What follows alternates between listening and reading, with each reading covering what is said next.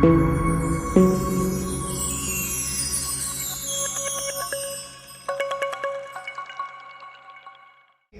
देवकी और वसुदेव जी जो है कंस के कारागार में थे और उनके जो हर्ष पर संतान होती थी वसुदेव जी जाके कंस को देते थे, कंस उनकी हत्या कर देता था उन बच्चों की।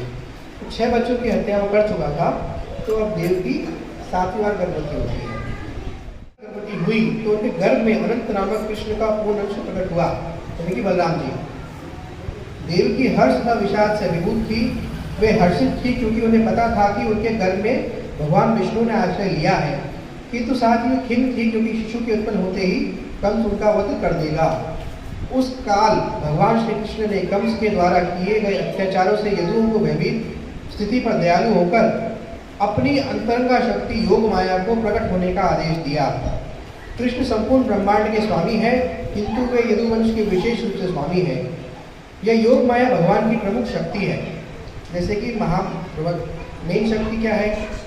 योग माया और महामाया। महामाया यानी कि जगत की माया जिससे हम सब मोहित रहते हैं। योग माया जिससे भगवान के शुद्ध भक्त जो है उसका प्रभाव उन पर रहता है। उनका न केवल रोहिणी किंतु अनेक यदुवंशी सारे देश बिखर चुके थे। कुछ तो पर्वत गुफाओं में रह रहे थे। तो कंस के अत्याचारों से उत्पन्न होकर जो भगवान कृष्ण का जो परिवार था यदुवंशियों का, तो अलग अलग जगहों पर बिखर के रह रहा था। तो माता जो रोहिणी है, जो वसुदेव जी की पत्नी थी, वो भी रह रही थी दूर। तब भगवान कृष्ण योग माया से इस प्रकार बोले, देवकी तथा वसुदेव कंस के कारागार में बंदी हैं और इस समय मेरा पूर्ण अंश शेष देवकी के गर्भ में है।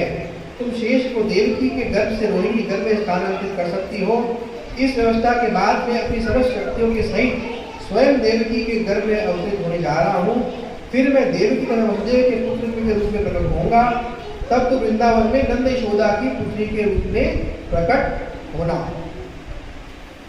क्योंकि तुम मेरी सहभागिनी के रूप में जन्मोगी और संसार के सभी लोग तुम्हारी सभी प्रकार के मूल्यवान भेंटों तथा अगुरु भक्ति पुष्प तथा यज्ञ की हवि से तुम्हारी पूजा करेंगे। तुम उनकी इंद्र तृप्ति की आकांक्षाओं को पूरी कर सकोगी। जिन लोगों को भौतिकता से प्रेम है वे तुम्हारे अंश के विभिन्न रूपों जो कि दुर्गा, भद्रकाली, विजया, वैष्णवी, कुमुदा, चंडिका, कृष्णा, माधवी, कन्यका, माया, नारायणी, ईशानी, शारदा तथा अंबिका नाम से अभिहित होंगे, तुम्हारी पूजन करेंगे। तो दुर्गा देवी जो है योग माया का ही विस्तार है, के रूप में प्रकट हुए। यद्यपि शक्तिमान तथा शक्ति में कोई स्पष्ट अंतर नहीं है, किंतु शक्ति सदैव ही शक्तिमान के अधीन रहती है। जो लोग भौतिकतावादी हैं वे शक्ति के उपासक हैं, किंतु जो अध्यात्मवादी है वे शक्तिमान भगवान श्री कृष्ण के उपासक हैं। भगवान कृष्ण परम शक्तिमान है और भौतिक जगत में दुर्गा परम शक्ति है। वास्तव में वैदिक संस्कृति में लोग शक्तिमान तथा शक्ति दोनों की एक साथ पूजा करते हैं। विष्णु तथा देवी के ऐसे लाखों मंदिर होंगे और कहीं कहीं तो इन दोनों की एक साथ पूजा की जाती है। शक्ति दुर्गा तथा कृष्ण की बहिरंगा शक्ति के उपासकों को सरलता पूर्वक सभी प्रकार की भौतिक सफलताएं प्राप्त हो सकती है, किंतु यदि कोई आध्यात्मिक दृष्टि से ऊपर उठना चाहता है तो उसे भगवान कृष्ण की पूजा करनी चाहिए। भगवान ने योग माया से भी घोषित कर दिया कि उनका पूर्णांश अंत या शेष देवकी गर्भ में स्थित है। रोहिणी के गर्भ में बलपूर्वक ले जाए जाने के कारण वे संकर्षण कहलाएंगे और समस्त देवी शक्ति या बल के स्रोत जिसके कारण लोग जीवन का सर्वोच्च आनंद जिसे रमण कहते हैं प्राप्त कर सकेंगे। अतः पूर्णांश अनंत अपने अवतार के पश्चात संकर्षण या बलराम नाम से प्रसिद्ध होंगे। तो बलराम नाम का यहाँ पे बताया गया है क्या? समस्त शक्ति और बल के स्रोत जिसके द्वारा लोग जीवन का सर्वोच्च आनंद प्राप्त करेंगे, इसलिए उनका नाम बलराम है। मायात्मा बल हेर लभ्य, तात्पर्य है कि कोई परमेश्वर या किसी प्रकार के आत्म साक्षात्कार को तब तक प्राप्त नहीं कर सकता जब तक बलराम की महती कृपा ना हो। आध्यात्मिक जीवन में तो नहीं कर सकते जब तक बलराम जी की कृपा नहीं हो। बल का अर्थ शारीरिक शक्ति नहीं है। केवल शारीरिक शक्ति से किसी को आध्यात्मिक सिद्धि नहीं मिल सकती, उसमें आध्यात्मिक शक्ति होनी चाहिए जो बलराम या संकर्षण द्वारा प्रदान की जाती है। अनंत या शेष वह शक्ति है तो समस्त लोगों को उनकी स्थिति में धारण किए रहती है।